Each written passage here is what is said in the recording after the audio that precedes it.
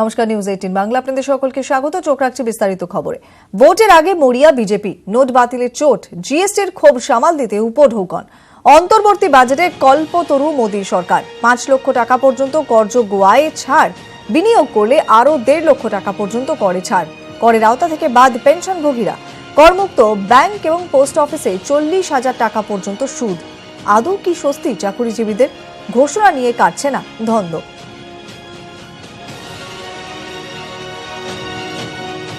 Individual taxpayers having taxable annual income up to rupees 5 lakhs will get full tax rebate.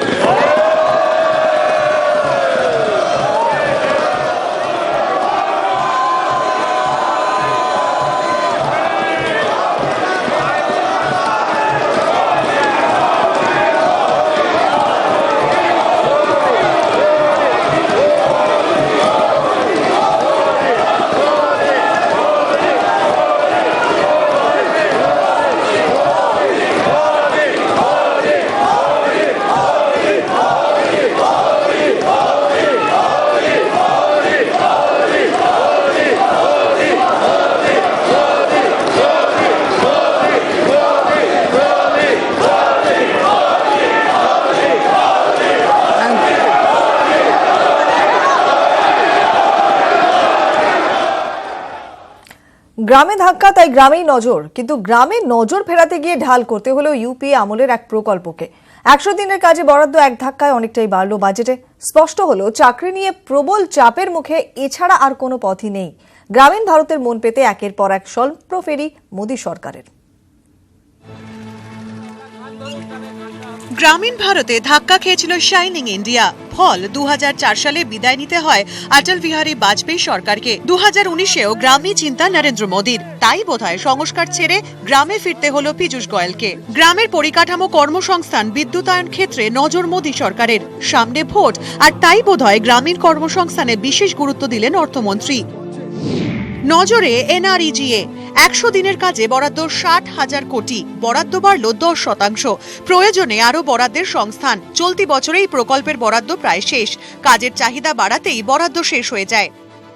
অথচ 3 বছর আগে সংসদে দাঁড়িয়ে এই প্রকল্পকেই কটাক্ষে ভরিয়ে দিয়েছিলেন প্রধানমন্ত্রী।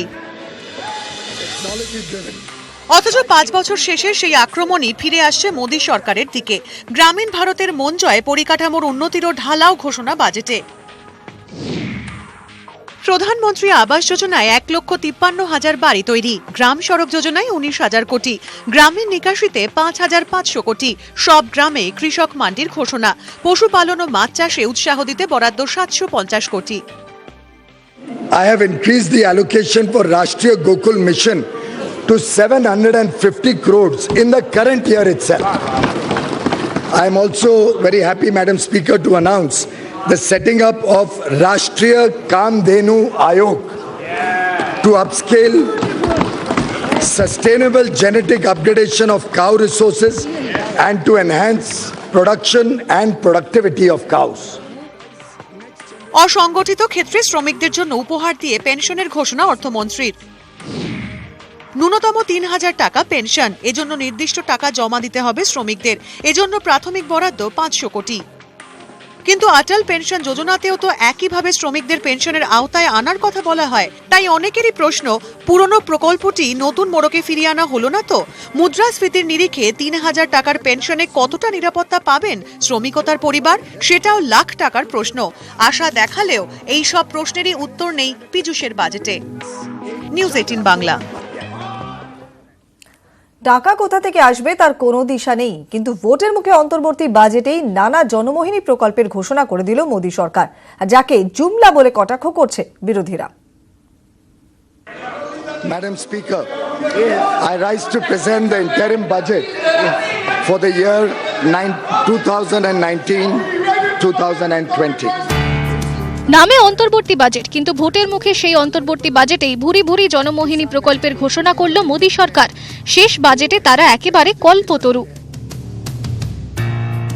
সাম্প্রতিককালে সমাজের যে যে অংশের মানুষ মোদী সরকারের বিরুদ্ধে ক্ষোভে ফেটে পড়েছেন, যার জেরে হিন্দি বলয়ের 3টি রাজ্য হাতছাড়া হয়েছে বিজেপির, সেই সকল মানুষেরই মন জয়ের চেষ্টা করেছে মোদী সরকার। বিরোধীদের দাবি, নোট বাতিল এবং জিএসটির জেরে দেশ জুড়ে সাধারণ মানুষ নাকাল হয়েছেন। লোকসভা ভোটের মুখে সেই মধ্যবিত্তের মন জয়ে মোদী সরকার ঘোষণা করল কর ছাড়ের। কর ছাড়ের ঊর্ধ্বসীমা বাড়িয়ে করা হলো দ্বিগুণ। আগে বছরে 2.5 লক্ষ টাকা পর্যন্ত আয় হলে কর দিতে হতো না, এবার তা বেড়ে হলো 5 লক্ষ। Individual taxpayers having taxable annual income up to rupees 5 lakhs will get full tax rebate.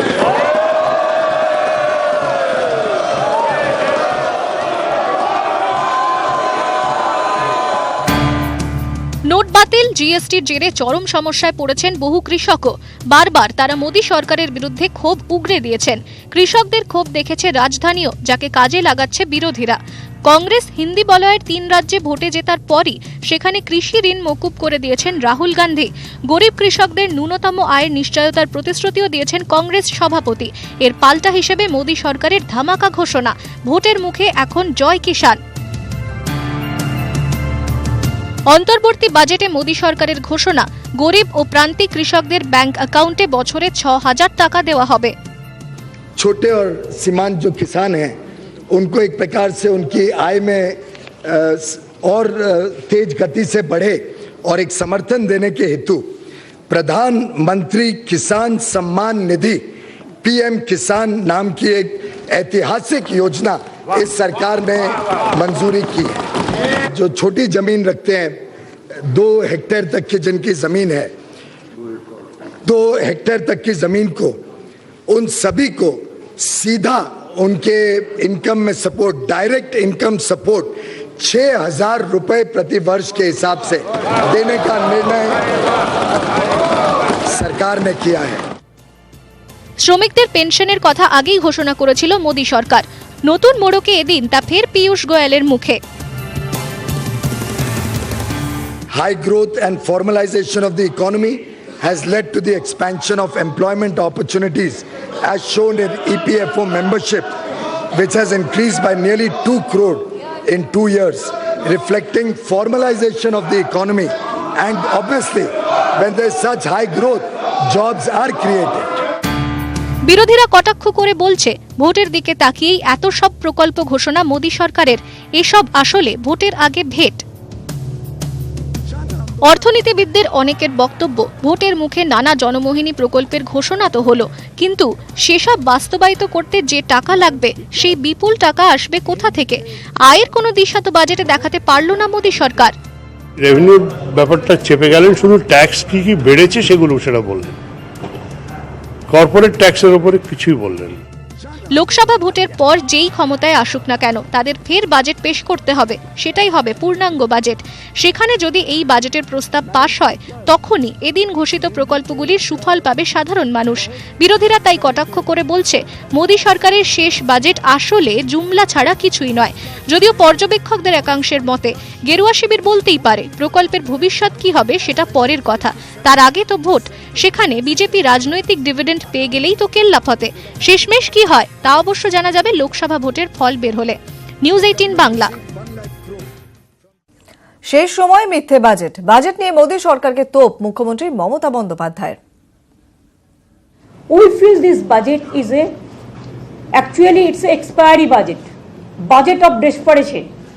Actually this budget what will be not implemented. টোটালটা মিথ্যে কথা। স্বাস্থ্যসাথী আমরা নিজেরাই করছি। আয়ুষ্মান ভারত বলে যে চিঠিগুলো প্রধানমন্ত্রী বাড়ি বাড়ি পাঠিয়েছেন তার কোনো গুরুত্ব নেই, ওটা ফলস। এই গভর্নমেন্টের 1 মাস থাকবে, তার বেশি থাকবে না। ক্রপ ইন্স্যুরেন্স, শস্য বীমা, বাংলা শস্য বীমা, টোটাল টাকা, প্রিমিয়ামের টাকা চাষিদের দিতে হবে না, আমরাই টোটালটা দেব। আর আমরা একর প্রতি 5,000 টাকা চালু করে অলরেডি প্রোগ্রাম চালু করে দিয়েছি কিষাণ বন্ধু। সুতরাং টুকলি করে কোনো লাভ নেই।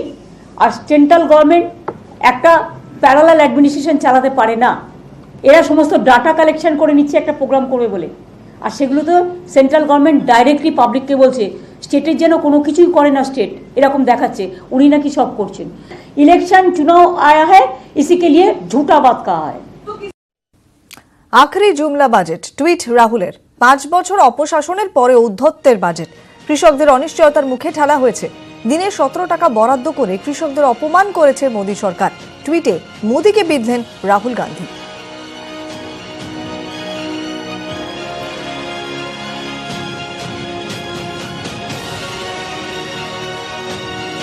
The biggest issue in front of this country today is jobs, where Mr. Narendra Modi, the BJP, have failed completely. So we are going to discuss jobs, agriculture, and the attack on institutions, systematic institutions that the government is carrying out. We've agreed to have periodic meetings on these issues and develop solutions to these problems. So I think overall it was a very good meeting. On EVMs, we have put together a document. So we are going to go to the Election Commission with this document 5:30 on Monday, and we have some proposals, distinct proposals there.